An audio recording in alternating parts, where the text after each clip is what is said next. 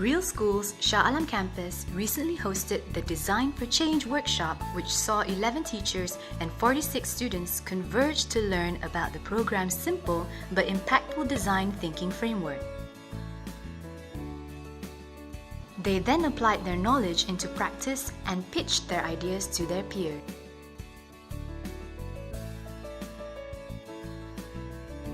Children are born social entrepreneurs. They're fearless when they're born. They're going from crawling to sitting to walking to running to speaking.